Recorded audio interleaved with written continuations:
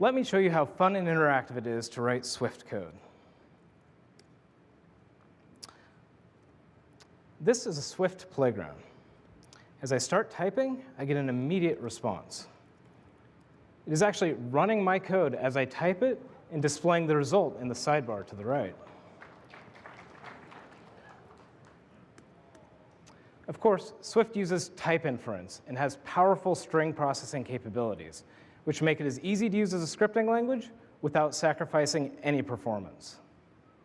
Swift was designed from the ground up for Cocoa and Cocoa Touch, so of course, I have their full power at my fingertips.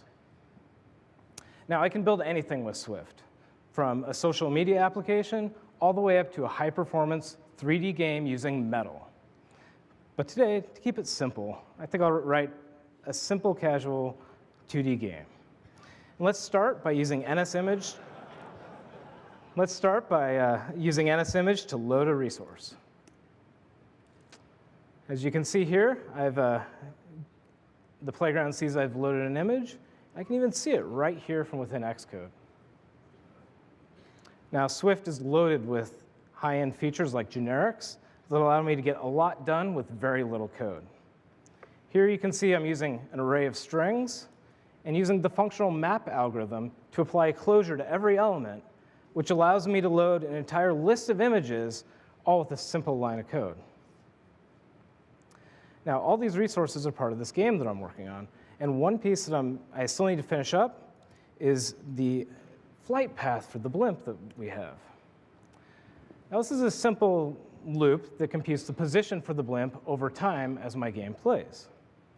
And in addition to seeing individual values, Swift playgrounds even allow me to visualize the entire history of a value over time as my application runs. And so now I can immediately see that this equation will cause my blimp to slowly sink as the scene plays out. But I think I can do better, and that's not exactly what I'm looking for. So I can change the code, and I get an immediate response.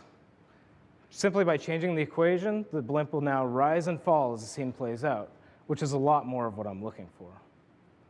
So now that we have this the way we want, we can take this and copy it, and let's go to the game that I'm working on. It's right here. Now, this is a playground just like before, but here I have a game in the code written using SpriteKit.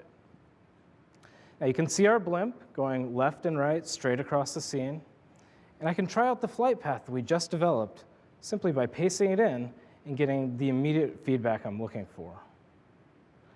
Now the blimp is rising and falling just like I want it.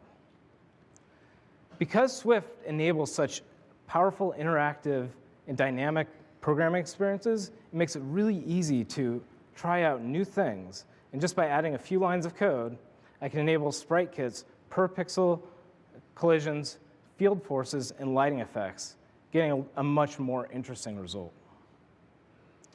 Now, Swift playgrounds even give you full power over time.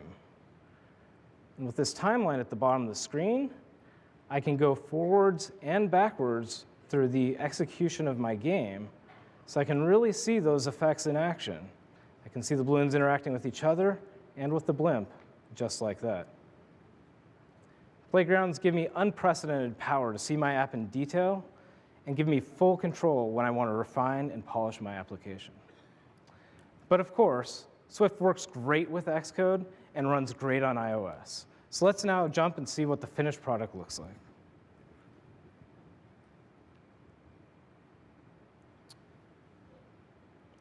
Here we go.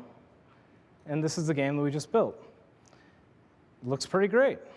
Now, as Craig told you earlier, we've also brought SceneKit to iOS.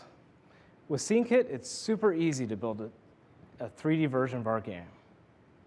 And that's just a quick taste and quick look at Swift. I think you guys are going to absolutely love it.